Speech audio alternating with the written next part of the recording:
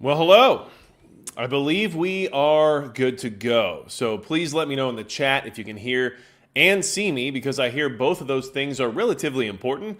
And otherwise, welcome to another Monday night where we discuss things that are going on in the world right now. And obviously, there's a lot of discussion surrounding tariffs and the stock market and the economy as a whole. And of course, we'll touch base on some of that. But it does seem that I am just still not live for some reason. So I'll just hang out and talk to myself until that occurs. But of course, Replay Crew is probably already hearing this, and you guys are awesome for always coming back and checking in the comments, which I greatly appreciate. So thank you so much for doing that. Thank you for always being the GOATs. And of course, I do believe I may actually be live now, which is a good thing because well, first off, I pay for this service through StreamYard to be able to do this. So I appreciate when hitting the live button actually works. And second off, I want to say hello to you people because you have good people here in the chat right now. And we have Arizona Desert Rat saying, I am live. CS Tech says 5 by 8.6. Heartgold 556 likes to say, or likes to think of stocks like balloon TD battles. I'm sorry. Okay. Well, if that's how it works for you, then we have Dave Sickle saying hello. Shadow Prepper with a 5 by 5. Harbor Prepper also with 5 by 5. And Derek back in black, he says. So we must be good to go. Now, I know the thumbnail said not so Black Monday, and that's because today wasn't necessarily what a lot of the mainstream media was predicting in the sense of a bloodbath and everything falling apart and the entire economy crashing and basically, having the entire situation of 1987 recur once again. Yes, there's been volatility. Yes, there's still been losses, but there has been some interesting gains, and there's also been at least just some relatively flatline situations going on as well. So mostly not trying to downplay the fact that, yes, the market is still tumbling and yes, things are still in relatively dire straits, especially with the new news related to China, but mostly trying to, I guess, just balance out the idea that everything is going to hell in a handbasket and that everyone is, suddenly falling apart and it's the apocalypse, because there's a lot of that happening right now as well. And I don't think that's necessarily what we're experiencing, but a lot of people would have you believe that. So I just wanted to make sure to differentiate in that regard and to, I guess, apply some relative logic to what's actually occurring right now in the sense of not falling off the edge like a lot of people have been reporting. And at the same time, we survived for now is the title because we have most likely survived. If you haven't survived, you are not in this live chat right this second. And if you're someone who was part of the community who is no longer with us, then I am sorry. But regardless, here we are. CS Tech says, I hope everyone is prepared. And that's kind of been the whole point, right? We're preppers. We're here. We're prepared. We have a prepared mindset. We've been putting away additional supplies or resources over the years. And we should be okay to ride out some sort of storm, regardless of whether or not it's natural or man-made, like an economic crash, right? So that is something that I think we need to definitely consider and pay attention to. I understand that this is affecting some people's accounts very drastically, especially if you have 401ks or especially if you're heavily invested in the market on a personal basis. This is going to hurt right now, but we also know how investment works. And if you're invested in that way, I would assume you have some level of education surrounding it, which would go to show you that right now patience is a virtue. So, and of course, I am not a financial advisor. Do not take this as financial advice or anything I ever say as financial advice because that would be, well, just incredulous. Now, hello from Alberta says Lone Wolf. Here we are. So, Darth Doodlebutt says, oh no, I barely survived the stock market drop. My $0 is at risk. That's a joke I always have between my wife and I. Whenever money is tight or budgets are getting close, and it's like, watch out for scammers. They're trying to steal your identity. And I'm like, oh no, enjoy that, right? So anyway, EasyBot invested in Pokemon cards, which also is not doing very good, apparently. But hey, what do I know? I just have some minor investments in Magic the Gathering, which isn't necessarily very smart either, is it? So here we are. But yeah, what do you do? I mean, some of my Magic card decks are worth more than your rifle, but what do you do about it, right? So, New Hampshire is here, says Marine Biker, and I'm glad to see that. Now, tonight we're going to talk about some things that are very interesting. Utah Mike says 1987 Black Monday was down 22.8%. Precisely. And that is, well, not where we are. now is it? But a lot of people were expecting that, I guess. But also Jim Cramer, which should have told you the opposite would occur. Either way, Osei, can you see New Hampshire checking in? We have a lot of New Hampshire tonight. Now, we're going to go over some of the information that's out there right now, especially regarding some of this reciprocal tariff trade war type stuff going on between the U.S. and China specifically right now, just because I think that will affect us, drastically to a certain degree. But also, I want to make sure to talk to you guys more tonight and be in the chat a little bit more and hang out and maybe do some Q&A or get some questions from you guys, because I'm just tired of being a news anchor, and I'd like to actually have some community interaction, and I don't know, just not just read articles, because although I find that to be really relevant and beneficial to preparedness, I understand that could be, considered boring to a certain degree, or maybe unnecessary. So I want to make sure that we have a good time. Now, I'm still waiting on my fidget spinner stock to go up, says Gen X Gemini. Well, I think you missed the boat on that. Unfortunately, the peak of the fidget spinner was about 2020, 2021, maybe even earlier than that. So, but you know what? It's fine. It's fine because people are still fidgeting, but you just have to figure out what the next important fidget is. And I think we, at some point, might find ourselves moving up towards tasers if the Tide Pod generation has anything else to say about it. Let's go ahead and get going. Just to kind of touch base on this, so we can have like a usual start where some relative information is here, and then we can get back to maybe hanging out a little bit. I don't know. I'm in a weird mindset lately, if you can't tell, and I'm trying my best to kind of figure out what it is I want to do here. And I think that's important for me to clarify with you all because, well, I know I can be a weirdo sometimes. So let's get going. Markets swing wildly after Trump holds his ground on tariff plan.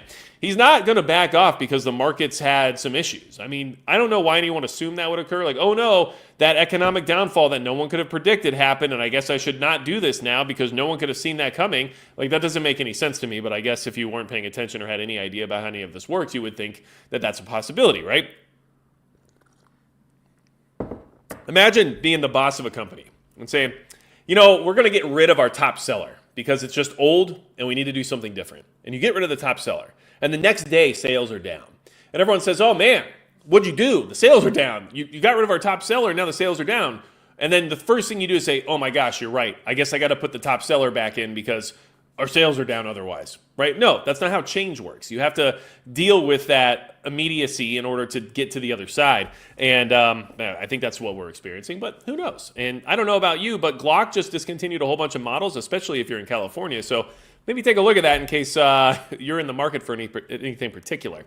So stock futures edged upward in aftermarket trading Monday following a day of market whiplash that ultimately left major indexes largely unchanged, right? Not necessarily what I would consider Black Monday. Not so black. Contracts tied to the Dow Jones Industrial Average led aftermarket gains, rising about 1%. Contracts tied to the S&P 500 and the tech-heavy NASDAQ 100 rose around 0.8%.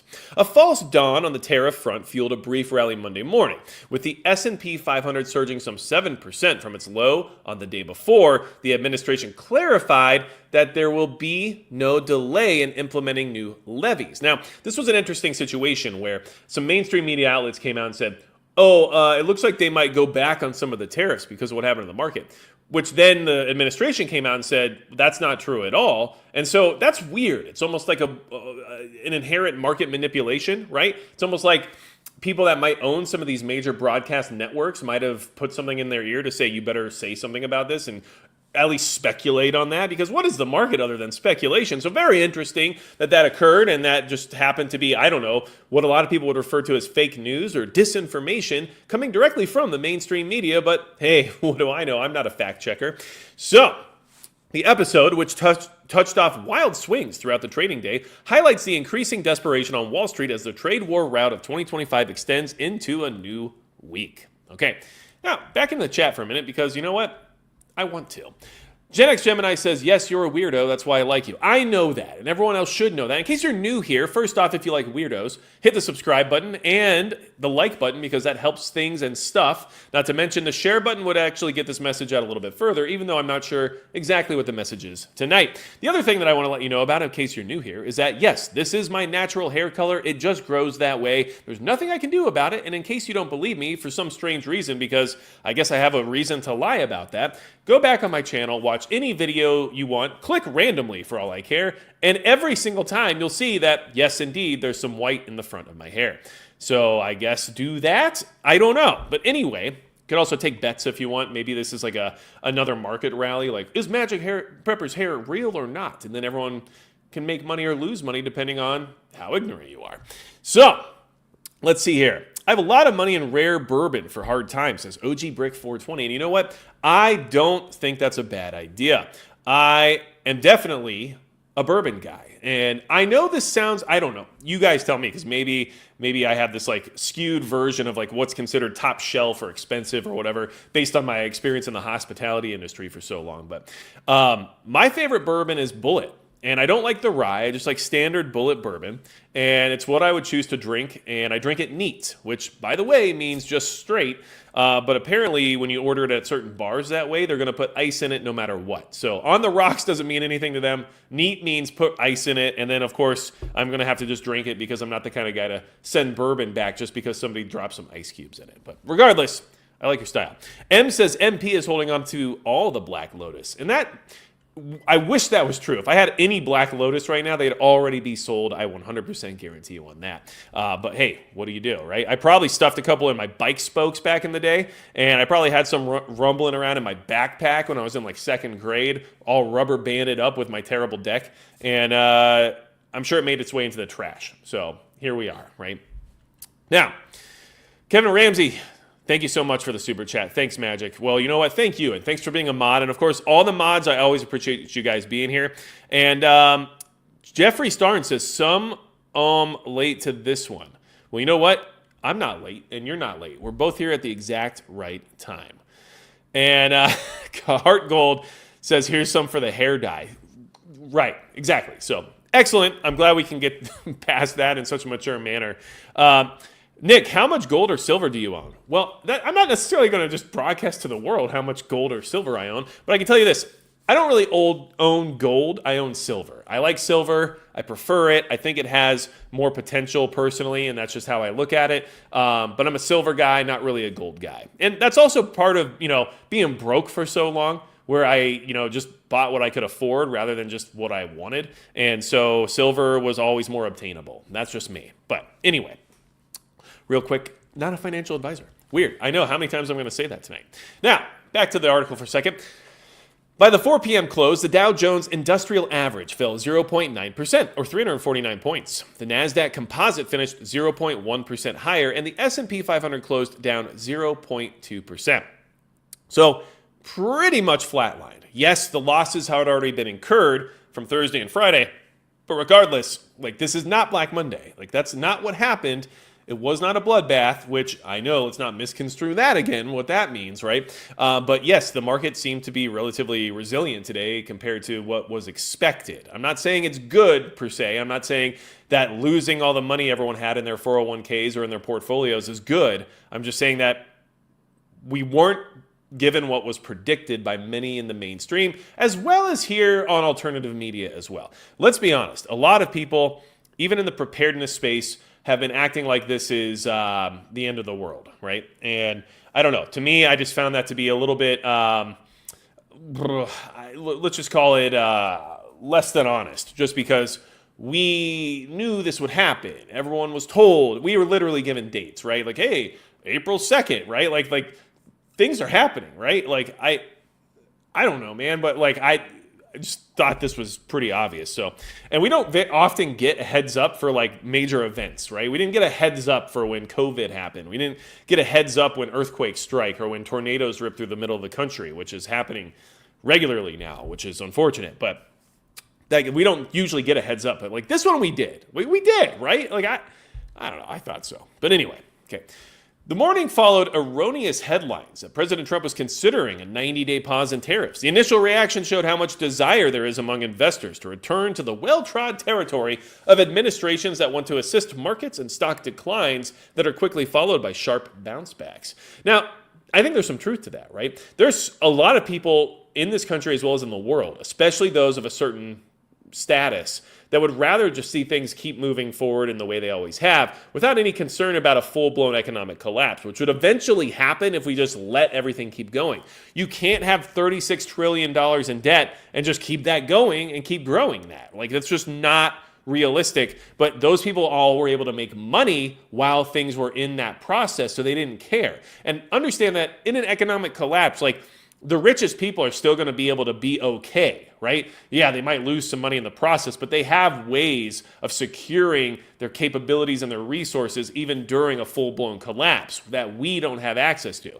Because even if you lost all your, liquidity, right? If you lost all of your cash assets, but you were rich previously, well, you probably own like land, you probably own stocked up resources, you probably own a bunker or whatever it might be, right? So like there's definitely a difference there, but these people seem to have wanted to keep things going. So we're going to talk about China here in a second, but back to the chat for a minute. Let's see here. 1792 bottled in bond. That's the way to go. Okay, well, I haven't tried 1792. I don't believe.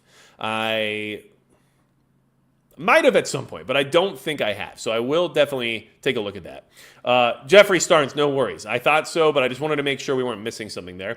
Let's see here. Pepper, not exactly top shelf, but I have liked the past Wild Turkey 101. I will say this. Wild Turkey 101, the higher proof does create like an interesting flavor profile, and I do like that, right? I'm not a big fan of the 70 proof Wild Turkey, or is it 80? I can't remember, but regardless, I like the 101 better is what I'm trying to say.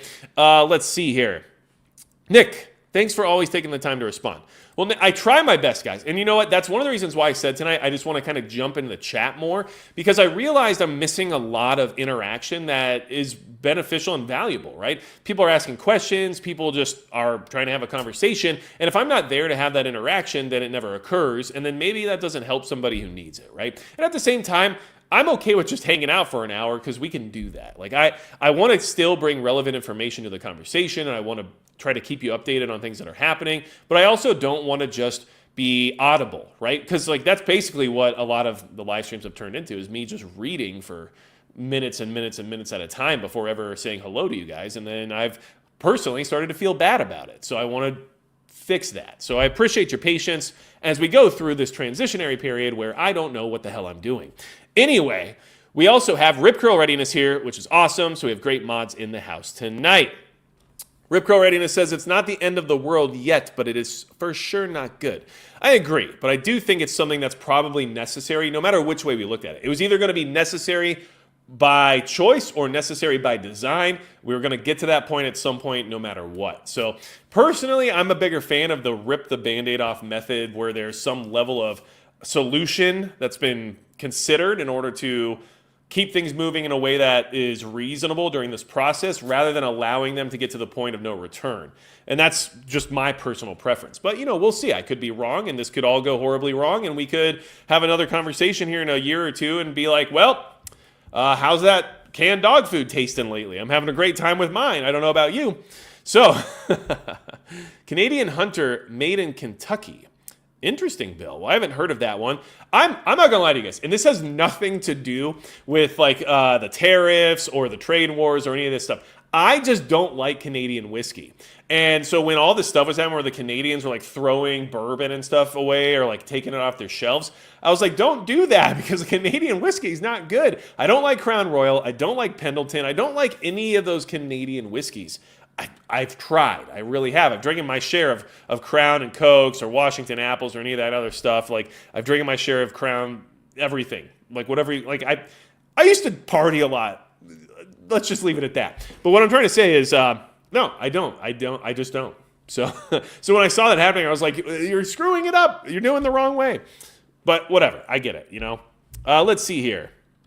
What's it like being famous? Well, I don't know about famous, Nick. I don't know about that. But I will say that yes, I do get stopped at the store and I do talk to strangers sometimes, and it's kind of cool, right? It's like it's interesting because you don't expect to run into people, and it happens everywhere, right? It happens everywhere, and it's always kind of like shocking because I don't think of myself as being like a public figure or being recognizable to that degree, but I am 6'3". I'm 200 pounds and I got a giant white streak in my hair. So I am, I guess, relatively recognizable. Like it'd be hard to mistake me for someone else, right? But I do run into people sometimes and it's usually really good conversations. I also get the occasional email of like, hey, I saw you out at like Shields today, right? Which if you don't know is a sporting goods store, but you're with your family, so I didn't want to bother you. But I was just, stoked to see you here because like I appreciate you being in North Dakota and stuff like that. So that stuff happens a lot. But I'll tell you this. Last year, when I was on vacation with my family in Florida, somebody was like, hey, Magic Prepper. And I was like, this is crazy, right? Because like I didn't expect to see anybody on vacation that would recognize me. And that happened. And it was definitely, it was interesting. Because I was just like, well, here we are, right? So let's see here. Enjoying a turkey right now, says Tom D. A wild turkey or just turkey in general? Because turkey in general is good too. Heart Gold 556 says, preparedness event recruit mode. We got a heads up prior to the election. I think so. I think you're right. And I think that we definitely got that heads up. Let's see here. We have Nayupi Naguvu. I don't know if I said that right, but I tried my best. The rich have to feed bodyguards and techs. They'll run out faster than most. Well, that might be true in the sense of having a larger team, but they also usually have more resources than we do, and that means they can probably stock up more than we can, even affording additional people if needed. So, I got to hook up at a liquor store. I give the good one to my BTO, says Steve-O.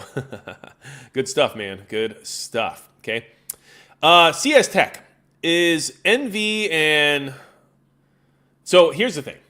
I have learned recently that even just discussing those types of equipment can create like issues sometimes on this platform, right? So let's just say our ways to see in the dark, sometimes based on heat and sometimes based on light, are those good investments? And I will say that only if you're in a situation where you have everything else squared away and you have the type of disposable income or additional resources at your disposal, however you want to say that, where it wouldn't make an economic impact on you or a financial impact that would put you in a tight spot. I guess that's the best way I would say it. My understanding of like being able to see at night via equipment, the way I look at it more now is that it is more for reconnaissance and mobility and stealth than it is for like the actual like kinetic action of using it in conjunction with firearms.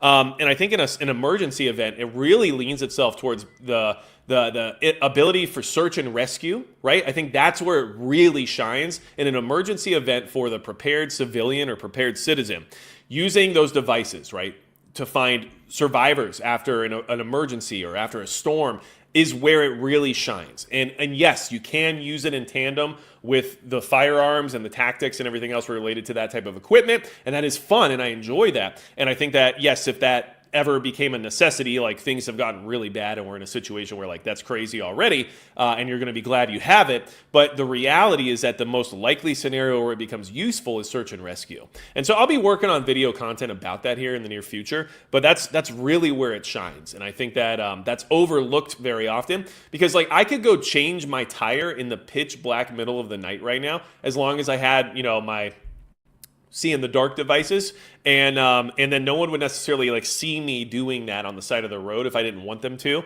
or it'd be a lot harder to see me because there wouldn't be like light and everything else and all this stuff. So like there's a lot of things you can do with it that aren't related to like the tactical stuff. So is it a wise investment? If you can afford it easily and it doesn't affect you in the sense of creating a tight situation for you and you already have everything else squared away.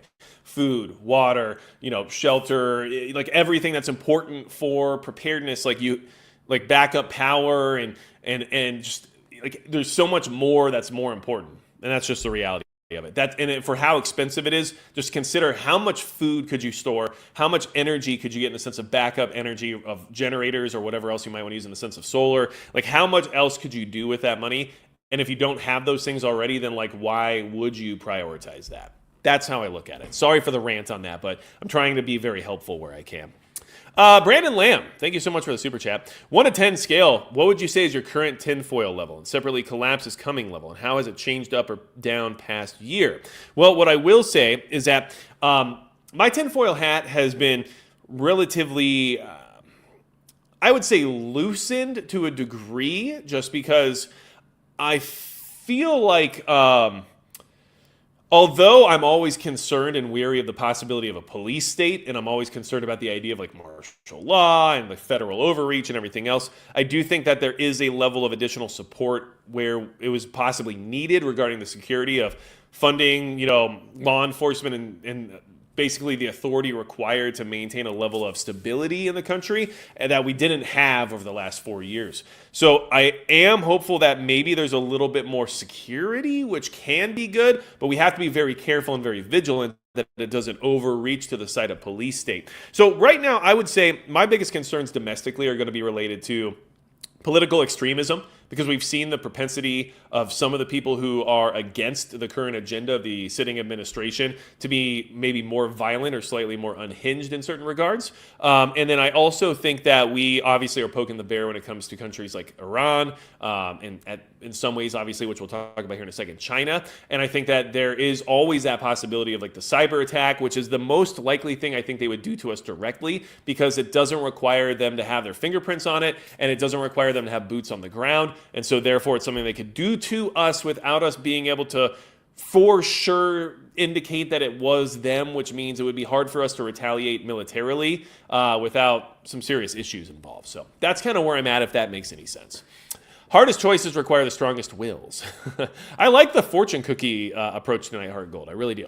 Now, before I get back in the chat, because there's some great chats coming in, and I really appreciate you guys tonight being so supportive of the format of like more hangout, because I kind of needed it. I'll be honest. I'm a little like stressed out. I'm like just tired. I'm trying to figure out like what I got to do for spring, because it's actually spring now. Like it's 39 degrees right now. So like wow, we can go outside.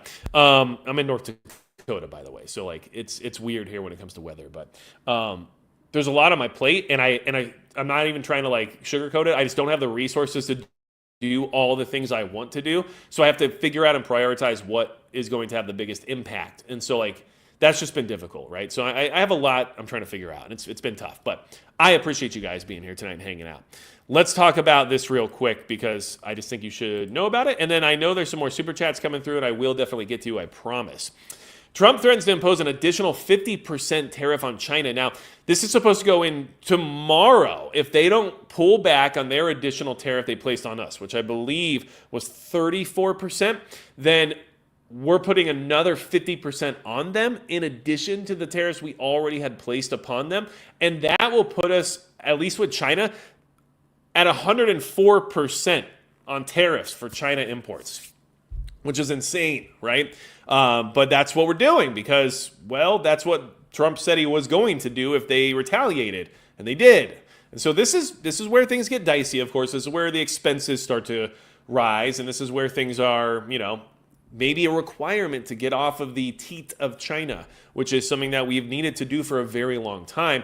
And I don't know if that's even possible, to be honest with you, in many ways, because of the gumption of the average person and the population might not be able to handle it, but that's what's happening. So, nighttime coffee, who doesn't like it? President Trump on Monday said the U.S. will apply an additional 50% tariff on imports from China if the Asian nation doesn't withdraw its plan to impose a retaliatory 34% import fee on American products. Tomorrow, by the way. In a post on his Truth Social app, Mr. Trump said that any country that retaliates against the U.S. by issuing additional tariffs above and beyond their already existing long-term tariff abuse of our nation will be immediately met with new and substantially higher tariffs over and above those initially set. He added, therefore, if China does not withdraw its 34% increase above their already long-term trading abuses by tomorrow, April 8th, 2025, the United States will impose additional tariffs on China of 50% effective April 9th. Okay, so my bad, I had it wrong. They have until tomorrow to pull back, and then the new tariffs will go on Wednesday, April 9th. Now, it's like some part of me really wants to read these quotes in the Trump voice because it just feels right. But like this isn't Trump voice necessarily either because he didn't type it out the way he speaks, right? So just I don't know if it would work. And then at the same time, these are very long sentences, so I just try to get through them. But that's what's happening. China's gonna have a hard time. April 9th is where we're at on that, guys, and it's a little crazy. If Mr. Trump implements his plans, U.S. tariffs on imports from China would reach a combined 104%. The new taxes would be on top of 20% tariffs aimed at spurring China to crack down on fentanyl trafficking and his separate 34% tariffs announced last week. Now, here's one thing I want to say, okay? And this is, I don't know. This is something I think is important. A lot of people will say this, and I've heard other people in the community say this as well. And I mean, I get it. I do get it, okay? The fentanyl thing. People say, oh, well, if Americans didn't buy it or use it, then there wouldn't be a market for it, right? Okay, yeah, sure, I get it. But here's the thing. China is supplying the resources for fentanyl production to the Mexican cartels because it destroys us from within, not because they're just trying to make money. Do you think that China needs fentanyl to make money? Do you think that they really need to be part of the illicit drug trade to make money? No, they don't. It is specifically designed to sow chaos and destabilization within the country. That's all there is to it. And so, yeah, if Americans didn't take it, it would be less of a problem, of course. But drugs and drug use has always been a problem. That's just how it always has been and always will be. And if you're going to target a demographic of people who are more susceptible to that, well, guess what? They are more likely to get addicted to the drugs that you're providing that are deadly and dangerous to everybody surrounding them. So it is an act of fifth generation warfare. It is an act of unconventional warfare, and it is something they're doing specifically to hurt us, create chaos, and destabilize us. And that's why this is happening. It's not because, well, why don't we just do better, right? Like and if you don't look at it that way, that's fine. We can have a different opinion, but that's what's happening. I don't know what else to say. There's no reason that a nation would be behind providing the resources required to a drug cartel specifically designed to infiltrate the United States of America if they didn't have ill intent, right? So, anyway, let's jump back in the chat for a minute. Saw some super chats come through. Also have some good people over here. Woodford Reserve Rocks says Irish Rover in Florida. Okay, if you like Woodford. I haven't really drank a lot of Woodford. I have in the past. I don't have any problems with it, to be honest. Let's see here. So, best cabinet I ever had was a Christian Brothers Napa Valley 1966. Oh, Cabernet. You'd think I'd be able to read wine. But of course, I was just a neophyte then and even more ignorant now. Well, you know what? I'm just as ignorant. I've drank a lot of wine throughout my day, and I've dealt with sommeliers and all kinds of stuff because of having to work in the hospitality industry, and I still don't know crap about wine. I do enjoy it, but I don't know anything about it. Let's see here. So, Nick. You can only have one gun. What make and model?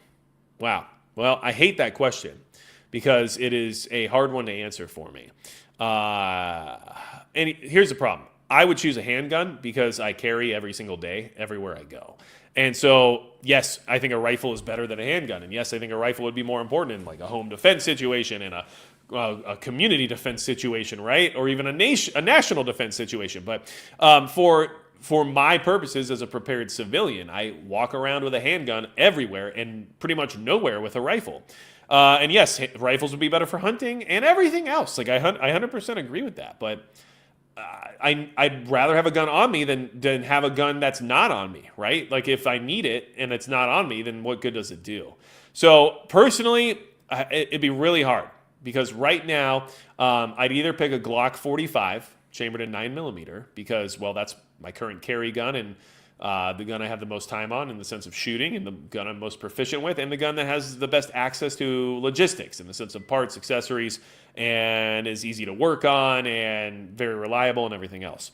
And then if the only other option would possibly, and this would just be in the sense of having something that's more dual. I did recently acquire a USP 45. Now, I used to have a USP 9mm that I traded up for the 45 for a couple of reasons. One, because I wanted to have a more of a justification for having a USP and not having to have it compete with the Glock on a regular basis for which one I liked better or whatever it is for 9mm purposes. And two, because I want to test out some things regarding 45 Super and the USP is capable of that. And with the USP 45, what would be nice about that is that then you would have a pistol that's utterly reliable, obviously very capable and chambered in 45 ACP, still very available in the sense of ammunition access, not necessarily needing of additional parts or replacement on a regular basis because of the durability of the firearm. And the 45 Super would then have me access to a Woods capable gun, whereas a Glock 9mm would be very anemic in that department if I ever needed it in the sense of defending myself from large animals, which out here I don't really have many to concern myself with. We do have the occasional mountain lion, we do have the occasional wolf, but we also have moose. But if I do go into bear country, which I have plans of doing because I have been invited on hunts and I also just plan on going on trips where there would be bears and everything else, having a 45 Super is going to be a lot more capable than a 9mm no matter what load you choose. So that would be the hardest part for me to choose between one or the other, which I'll probably be able to make a better, more informed decision upon here in the near future. But in reality, it still probably end up being the Glock just because of ammunition availability, cost, the ability to train with it, the ability to defend myself with it, and the fact that it is capable of 99% of the things that I would need to be able to do with a handgun, right? So that's where I'm at with that. Just my opinion. Although I would say, and this is just an interesting question, and maybe a video I'll make here in the future, but maybe you guys can already answer this, or maybe it's a question you've had that you didn't know you had. What's the percentage chance? Or do you have a better chance of getting in a self-defense shooting with a human or an animal, right? And I know this would be dependent on your lifestyle. I mean, if you live in the city and you never go anywhere else, well then human 100%, right? But what if you live in a rural environment? Then is it higher that you'd hit an animal versus a person? Or what if you're in between? You're an outdoorsman, but you live in the suburbs or whatever it is. I just wonder what the percent chance is, right? Or like if you had the same amount of exposure to both wild animals and humans, right? Same amount of exposure, percentage-wise, which one would you have the highest percentage chance of needing to defend yourself from? That'd be a really interesting conversation and a really interesting statistic to know. So let's see here. Hey, it's Magic Prepper. I just got a black light too. Nice. Well, that's not a black light, it's just purple. But I thought the green and purple was like too much. It was like too distracting. So I'm trying to figure out what's better, right? So if it looks good, let me know, guys, because I'm trying to figure that out. Kevin Brown just ordered some planters. That's good. I'm proud of you, actually. I really need a night vision gift for someone. Does anyone have a recommendation, a solid one above average? It doesn't completely break the bank. And I just said the word, which could be problematic, but you said it, not me, and I'm reading your chat, so who knows? But regardless, I can't help you right now, unfortunately, because the company I work with is booked up when it comes to law enforcement and military contracts currently. So it's unfortunate, but that's just where they're at. Let's see here. This format is fun for us and more relaxing for you. Well, thanks, Nick. I appreciate that, and thank you for doing that. Stu says beast mode, and I like that about you. Let's see here. 16-inch AR and 5.56 says Rady 86. I think that's a good choice for sure, but I just need a handgun because it's on me everywhere I go. If I got a rifle and that was the only gun I had, then like the only time I would have my gun is like in my house or possibly in my vehicle, depending on what I'm doing. And that's still not great if you actually need it, right? Utah Mike says, damn, 104% tariff. Yeah, that will be crazy, right? But it's a negotiating tactic, clearly. We'll see what happens. If China comes back and says, fine, we'll go to 60. How high will it go? I mean, at a certain point, someone's got to break or not. And then maybe that just changes the global trade situation for forever. I don't know. But just so you guys know, listen, we have some interesting stuff going on where we have, let's see here, like Zimbabwe is no longer charging us tariffs. Is that a huge deal? Probably not. But like they already jumped on. They're like, well, we'll stop tariffs. If you guys like don't like them, we'll stop. And it's like, okay. And then and that's I guess primarily like tobacco and rice. And then let's see here. We have Vietnam and Taiwan are already contemplating removing tariffs in order to, capitulate to the new reciprocal tariffs implemented by the U.S. So some countries are falling in line and at the very least are trying to negotiate. We also had Israel recently say they're trying to remove all tariffs from the U.S. And I know that that's an interesting relationship. And I know a lot of people in the chat are going to want to discuss that in a certain form. But what I will say is that might be good for some things, right? Because let's see. IMI systems the ammunition. I use it regularly all the time, and it's been good. So, I mean, that's just something that I would keep in mind. Not to mention, we have access to like Galils, we have access to Tavors, just stuff like that, right? So it could be good. It could be good. And then we also have Europe is now considering some 0 for 0 tariffs as well. So we'll talk about those here in a second, but there has been some progress regarding that. So maybe that's just like the way this is going to go. We'll see. Let's see here. I'm trying to jump back in here with you guys. Black bear is delicious, says Mike H. I've never eaten bear. I mean, I think I have in like the form of a meat stick, right? But like not like just bear. So like I would like to try it. I'd be interested in that. Kiss the Sky says Doomer. I don't know who we're talking about. And if it's me, I guess you can say that if you'd like. I feel like this is the least Doomer title I've ever used, right? Utah Mike says 357. I do like 357. That's true. And a 357 Magnum, like a Smith & Wesson 686 or like a Ruger GP100 would be a really good choice because it would be capable of self-defense. Yeah, maybe not as high capacity as your modern striker-fired pistols and all that other stuff that's out there. But it would have the ability to upload or download cartridges. You can use 38 Special. It definitely still has complete capability of stopping a threat, regardless of whether or not it's a bear or a person.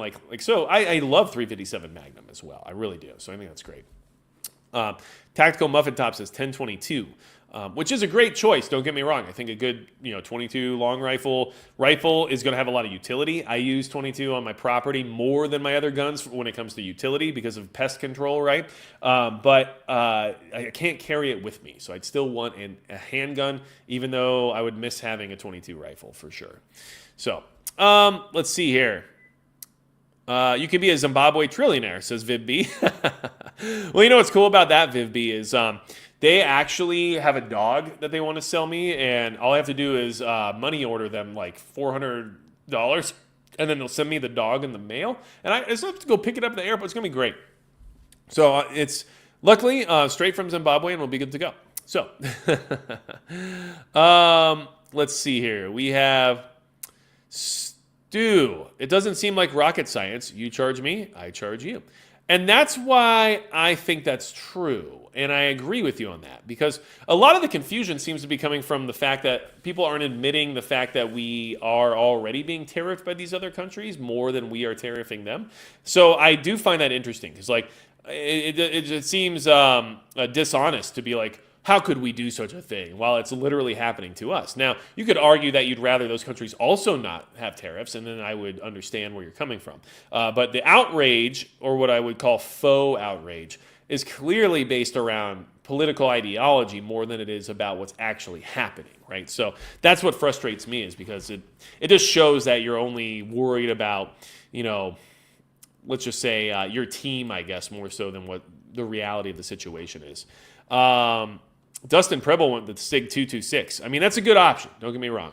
The reason I would go Glock is just because it's lighter, it's easier to carry, and the logistics, man. Like, it's just so easy to get parts for, and it's so easy to work on, too. So if I need to replace something, I can do it in like a minute. Whereas on a 226, it's a little more complicated, right? So especially if you start having to dig into like the mainspring and everything else like that. Hammer-fired guns are harder to work on. They just are, but they are more complicated. And one thing I'll say right now, in case anybody here is just not aware of it, is that hammer-fired guns cost more to produce and are more intricate, but also tend to be of slightly higher quality because of those requirements, right? And so if a striker-fired gun costs more than a hammer-fired gun, you got to start asking what you're paying for, right? So, like, yes, a USP or a 226 or a 229, which are great hammer-fired guns, or like a Beretta M9A3 or M9A4, those are all excellent guns. And of course, yes, they cost more. But they should cost more because they're more complicated to produce and they are more intricate. But they have some very good benefits because of that level of production. But if a Shadow Systems striker-fired Glock clone costs the same as an HK USP, that's where you have to start asking, like, what am I paying for, right? Like, that's because there's reasons for why things cost as much as they do, and then there's reasons for making them cost as much as they do, right? So anyway, that's just something I wanted to throw out there as like a little bit of tidbit knowledge for you, I guess. Now, Say Can You See says, question. I heard a bunch of liberals talking about Trump doing martial law on April 20th because of the illegals. What's your opinion on this, and have you heard about it? I would say that's mostly just untrue. I haven't heard anything about that, and I have doubts. Not to mention, implementing martial law like nationwide is basically impossible.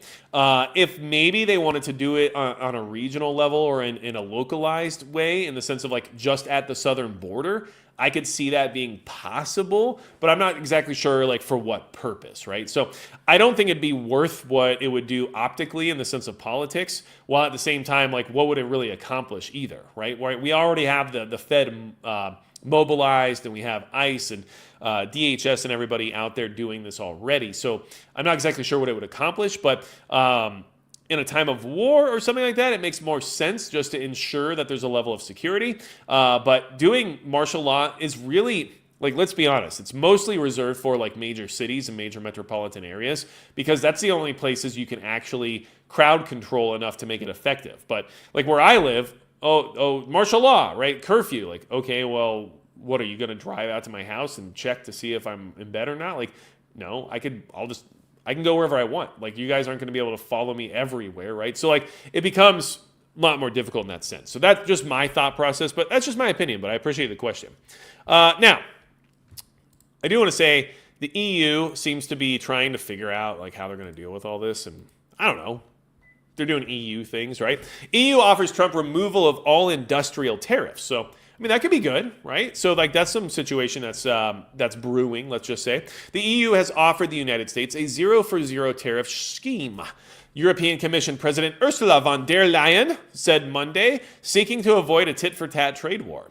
We have offered 0 for 0 tariffs for industrial goods, as we have successfully done with many other trading partners, because Europe is always ready for a good deal. So we keep it on the table, she told press conference alongside Norwegian Prime Minister Jonas Gahr Støre. Now, here's the thing. They could have done this anytime. If they already have other trading partners that they do this with successfully, why wouldn't they have wanted to do it with the U.S. if it's so successful, right? I have a feeling it might be related to the fact that they had the better end of the deal. So, I mean, just keep that in mind as this all moves forward. Like we were getting screwed a lot. It's just true. So, I'm not saying that it hurt us too much. Like the country. Clearly, we have a lot of leverage economically, but also look at our national debt, right? So it does seem like they're willing to do some sort of industrial 0 for 0 trade partnership. And I think a lot of that's going into like the auto industry, as well as, construction materials and resources of that sort. But let's talk about the fact that they also are considering countermeasure tariffs at the same time, especially from like Brussels and countries like that. But let's see here. Brussels. Yeah, countries like that. Don't worry about it. Let's see here. EasyBot. Saw your video on cheap rifles. I have spare parts for my AR PSA, but not my pistol MP 2.0. What you think? I would say, EasyBot, that it's always good to get some spare parts, but you can also be a little bit choosy about what parts to get in order to have the most likely parts set aside that you might need to replace. So for me, that's going to be an extractor, right? I think getting a new extractor and an extractor spring is generally a good idea, especially for striker-fired pistols. They usually wear out faster than most other parts. Getting, additional springs, I guess, for like, because there's a lot of different ways that these guns are put together. So there's a lot of different springs that you could or could not wear out depending on the design. But especially with the M&P, I would just verify that you get an extractor spring, and maybe a recoil spring assembly. Because, if you shoot enough and you go through, I think it's about 5,000 rounds where they start saying to replace that. Well, that's something that is going to wear out for a fact, so it'd be a good thing to have. And then obviously magazines, or at the very least additional magazine springs, right? So if you don't want to buy expensive magazines, at least I say at least have 6. And then if you don't want to buy more than that, you could always just buy springs. So that way when the springs eventually wear out, you can just replace them. So those are some things I would look into. You don't need a new barrel. I used to think like, I should probably get another barrel, right? But like, you know how long it takes to shoot out a handgun barrel? There's just not enough pressure, and there's just not enough energy coming through the barrel to actually wear it out very quickly. So that's about it. I don't think I'd be playing around too much. there are some other springs you could look into. You could also get like an entire striker assembly if you wanted, just to kind of play it safe in case you ever had any issues with the firing pin or anything like that. But firing pin of the striker, I guess. But regardless, that's what I would look into. That's what I would say.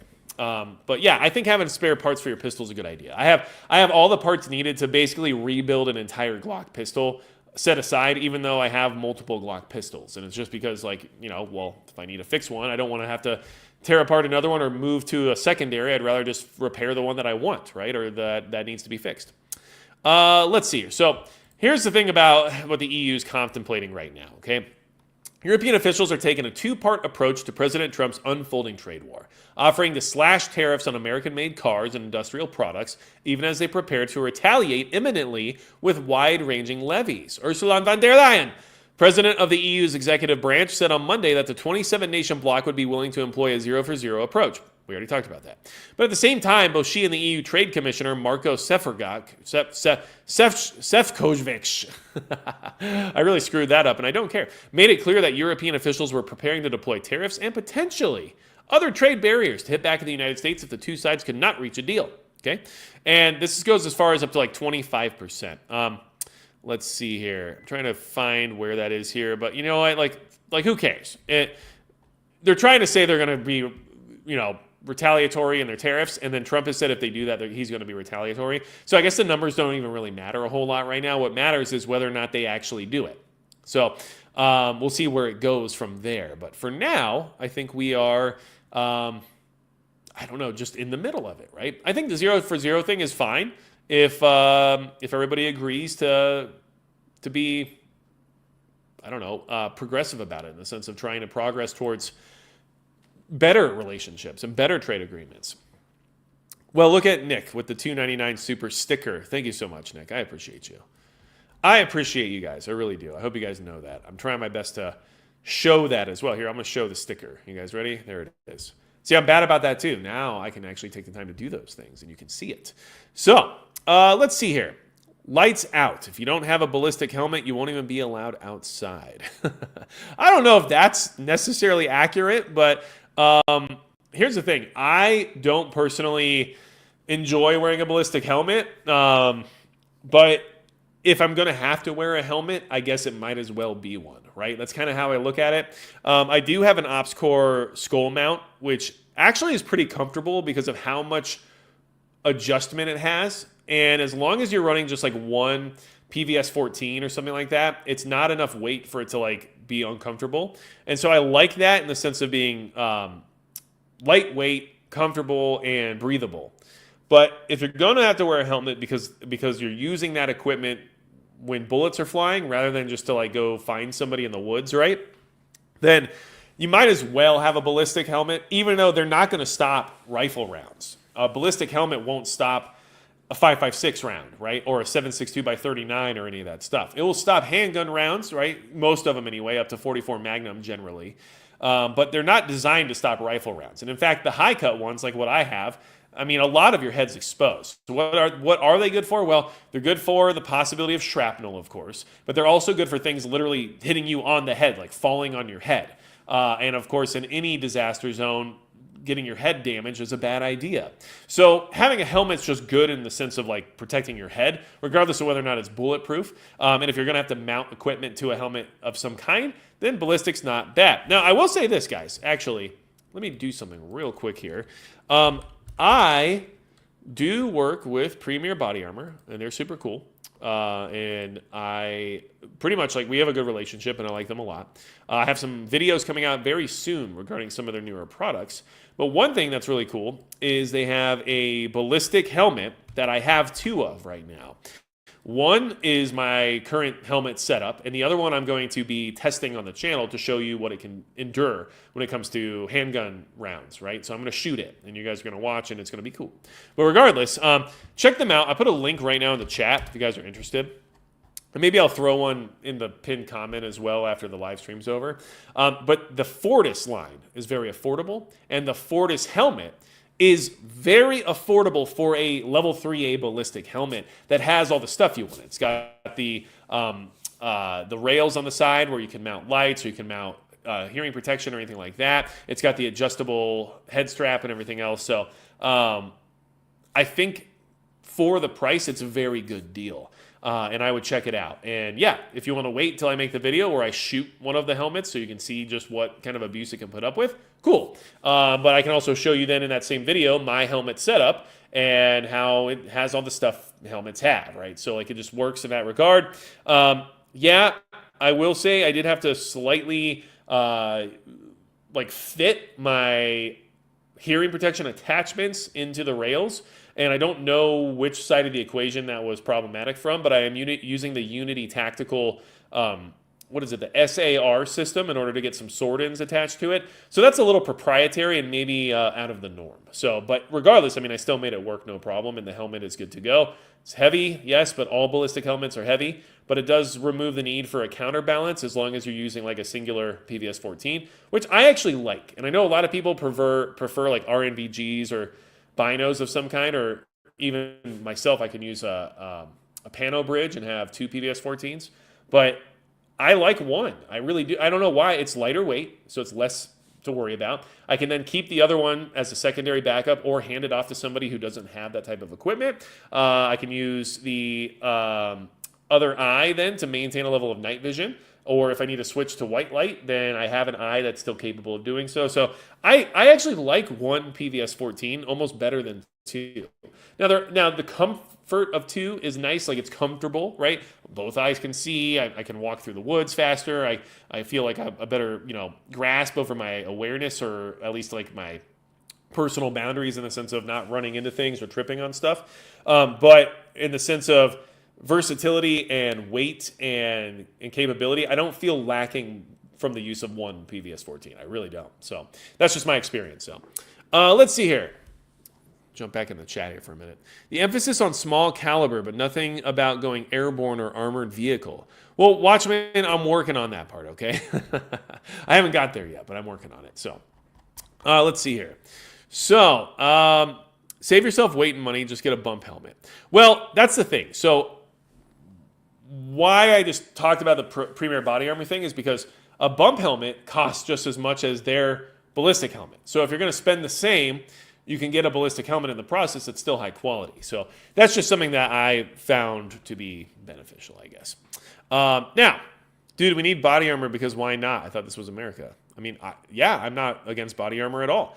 Now, would I want to wear it if I was doing some kind of like long range mission of some kind? Like, not necessarily. I'm getting older, right? So like the more weight, the harder it is for me. But what I will say is that if I'm in a defensive position, then of course, because there's no point in not wearing it at that point in time. If I know for a fact that where I'm going is dangerous and has a likelihood of some kind of encounter, then sure, why wouldn't I wear it? But if it's unlikely to have an encounter, that's a lot of extra weight for maybe, a low probability of reward. So like there's a lot of things that go into it, but I still think it's good to have as an option. And in fact, I think it's still worth considering for home defense even, especially if you get a minimalist carrier that you just throw on. You don't have to have stuff all over it. You don't have to have, radios and hydration and everything hooked to it. You can just get a slick carrier. You don't even need to have mag pouches on it. Just have a slick carrier that you can just throw over your head and grab your rifle or whatever home defense, firearm you have. It's a handgun or a shotgun or whatever, and then go see what's happening. And now you at least have some level of protection, and I think that's a good idea, right? Hey, Don Pyle, back in Idaho. Glad you made it back to the States. Good to see you. Let's see here. Dustin Pribble, bridge with the yes, I agree. If your jacket doesn't come old, then yeah, try shoulder carry. I don't know what we're talking about, but I have a feeling it's a cool conversation. I do want to say I have let's see here. I did start my workshop, and I'd hope you guys, anyone who is interested in making content like this, preparedness related content, firearms related content, I really encourage you to check out this workshop. And I'm not saying you have to take the course. I think it's a good value, and I think it would be very beneficial. At the bare minimum, at least take a look at it, because you could start with nothing right now, and I will walk you through step by step how to set things up so that you can get your message out there, get your information out there, and actually make some money in the process, or at least that's the goal, right? And based on what I've been doing for the last 6 years, I've learned a lot and I have a lot of experience, and I feel very confident in my ability to teach people how to do what I do. So if you're wanting to do that, please consider checking it out. I have the link in the description. I'll put it in the pinned comment, and I just put it in the live chat. And honestly, I still have some seats available right now. So if you want to use the code FIRST10, you'll get $10 extra off, and you already get 10% off by enrolling before course launch. The course launch is April 19th. I will be live April 19th with those students, I guess we'll call them. I mean, I'm hoping to make it more of like colleagues in all reality, but people who want to learn will be there. And I'm going to teach each module, which there are 6 with 27 lessons total, personally live, and then those live sessions will be re-uploaded to the course thereafter, where you can always access the information and go back in case you missed something or in case you're doing something or working on a project and you want to verify everything works. And then the course after that point will just be sold as a standalone course with no additional live sessions, but all the information will be there, and those sessions will be available to watch again in order to get all the information. And of course, if you want to be part of the first 10 crew, you'll get that additional discount, but there's also going to be a Q&A section and everything else during those live sessions. So I will be able to literally answer any questions you have and try my best to help you progress and move forward with whatever it is you might want to do. So that's what I'm trying to do here. I'm trying my best to teach Padawans. There you go, StairX. I like that. I am trying to share value that I can provide, and I'm not sure what my best point of value is, and I already provide a lot of information for free on the channel that I think has value to it. But in the sense of something that's worth you spending your money on, something that could make you money is probably not the worst idea, but it's also something that would be still a risk because I can't guarantee anything, right? But I can guarantee you I will do the best damn job I can possibly do at providing you the value that you paid for this workshop. And I've worked very hard on it, and I've put a lot of time and energy into it, and it's going to be good, but only if you're there. So check that out. Seriously, it really could help. And in fact, this community needs more voices. I can't do it all, right? And some of us are kind of getting old, right? I feel like I'm getting old. I'm 6 years into this. I've been doing this for 6 years. And I feel like maybe people are tired of me sometimes, right? Because like, I don't know, what more can I do for you guys, right? And that's why I've been leaning so much harder into the firearms content, because I'm really passionate about it. I really love it. I enjoy it. And it allows me to go into fine detail about things that, you know, I can get excitement from. And so I try my best to make that worth your time. But, you know, I think we need new blood. And I think that the more voices out there and the more messages that we can get out there, the better. And one of the problems I see all the time with some of the smaller creators here in this preparedness space, as well as in the firearm space, because there's lots of challenges there when it comes to the types of content you have to interact with and the way this platform works. But regardless, what I see a lot are people that have a ton of potential, a ton of great information, a ton of awesome things to share, but screw themselves out of being able to be seen by anybody. And it's because they just don't know. They just don't know what they're doing wrong or what's stopping them in the sense of being held back by the platform or the way they interact with it. So that's why I'm doing this, because these people can maybe help you with things that I can't, but I can help you realize that they even exist if they're willing to take this course. So that's what I'm doing. Okay, now let's see here. Don't run steel plates, says Sergeant Rocker. Yeah, I generally don't advise it, but you know what? I guess it'd be better than not running plates at all if you needed them. And there are some new developments with steel plates that people are working on that's making them less problematic when it comes to spalling and lighter weight and everything else. But if you can get good, you know, UHMWPE plates, right, or ceramic plates, then it's probably a good idea. But just make sure you can also carry them, right? I actually downgraded my go-to plates from level 4 ceramics to level 3 plus, which is now called RTF or RFT2. I can't remember now which way it goes. But regardless, it's rifle rated for everything except for armor piercing 30-06. But it will stop M855, it'll stop M193, it will stop 308, right? Just not AP 30-06, which is what you're sacrificing with ceramic plates just to stop that one particular round or things of that nature. And yes, that might be important in a certain situation, but in general, the likelihood of hitting, you know, running into those rounds is very low. But the weight penalty and the lack of multi-hit capability from ceramic plates also has to be considered then at that point, right? So that's why I downgraded from level 4s to that new RTF2. Let's see here. You can get acclimated to wearing plates, but yeah, it still sucks. I agree. Viv, 100%. 100%. Let's see here. Your best value is your hair. As a man who has the same graying, I'm glad to see someone else embrace it. Well, thank you, Tristan Davis. I appreciate that. And you know what? I will admit that I am graying, and it's only getting more gray as time goes on, and I'm okay with that because you know what? The craziest thing to me is that people are like, I can't listen to this guy. He looks like a skunk who's gay. And I'm like, that's weird because I feel like dyeing my hair to cover up the fact that it's graying would lean more towards that than me not doing it at all, right? So like, it's put me in a weird position. I'm like, wow. So according to a lot of these super manly dudes on the internet, right, it would be less gay if I dyed my hair black so they wouldn't see the white than it is to just leave it because the fact that it grows this way inherently makes me gay. Which, you know, at the same time, might just be them admitting they have a crush on me without actually saying it. So there's that. Let's see here. You don't run into them, they run into you, says Sergeant Rocker. Can I see if Minuteman Ammo would sponsor you? They make good ammo. I mean, yeah, sure, go for it. Ask anybody you guys want. Anytime you like a company and you think they have good stuff and you're interested in seeing what they could do, like yeah, hit them up for me. I don't care. If they come back at me like, hey, some guy asked us about talking to you, like I don't care. Go for it. Do whatever you feel would help support the channel. I'm good with that. Hey, MP, it distracts from being a Fed boy. That's right, Gerald. Exactly. Oh, man. Like, can I just get a pension because people believe I'm a Fed? Is that something that works? I think Doge would figure that out now, though. I think they'd be like, wait a second, why are all these pensions here that don't exist? You know what I mean? Hey, South Florida, a.k.a. Doug. Good evening to you as well. And Robert Larson's here, too. That's cool. Vincent Boogaloo as well. I appreciate that. Sway says, own that shit. My beard is getting some gray hair. Well, you know what? I am just going to own it. I have gray hair in the beard, too. I think you can see it, like, right around here. So, but yeah, like, whatever, man. It is what it is, right?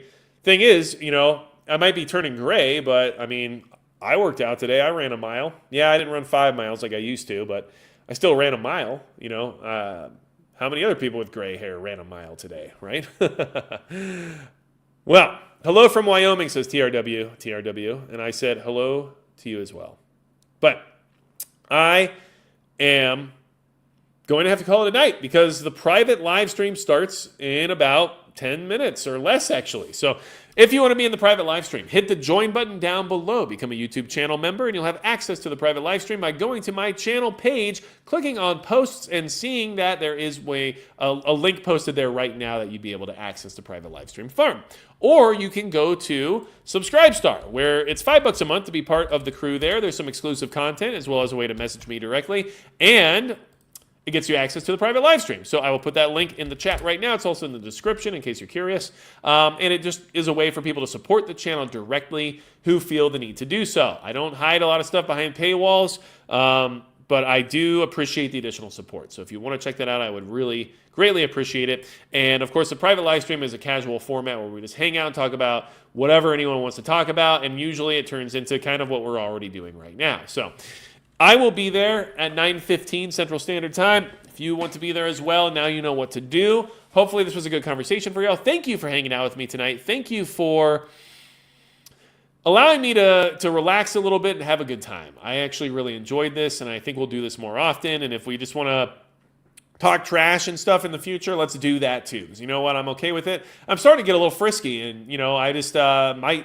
let my unhinged usual self finally become more public. So, let's do that. All right, that's going to be it for Magic Prepper.